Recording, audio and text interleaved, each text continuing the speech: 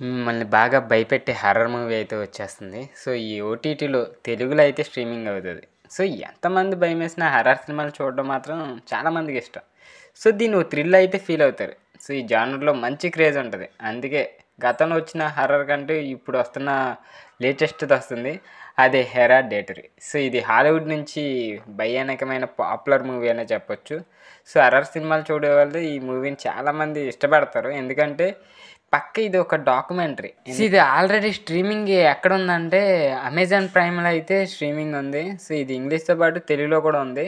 అంతేకాదు ఈ 'హెరాడేటరీ' మూవీ వచ్చి 2018 జూన్‌లో అయితే థియేటర్‌లో రిలీజ్ అయింది. సూపర్ టాక్ తెచ్చుకుంది. అప్పుడు బ్లాక్ బస్టర్ అనే మూవీ అని చెప్పొచ్చు.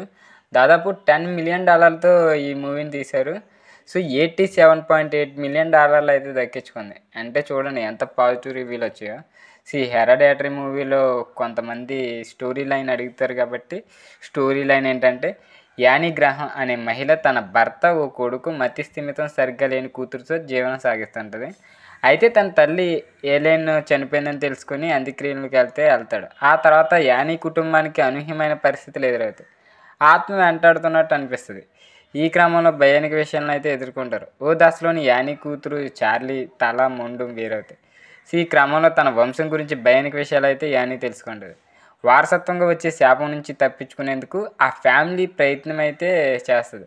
ఆ తర్వాత ఏం జరిగింది? వీటి నుంచి యానీ కుటుంబం బయటపడిందా అనే విషయాలు ఈ మూవీ చుట్టూ అయితే తిరుగుతూ ఉంటాయి. సో, మూవీ అయితే మంచి హారర్ థ్రిల్ ఇచ్చే మూవీ. సో, తప్పకుండా ఒకసారి ట్రై చేయండి. వీడియో నచ్చితే తప్పకుండా లైక్ చేయండి. ఇలాంటి ఇంట్రెస్టింగ్ స్టోరీస్ కోసం మన ఛానల్ తప్పకుండా సబ్స్క్రైబ్ అయితే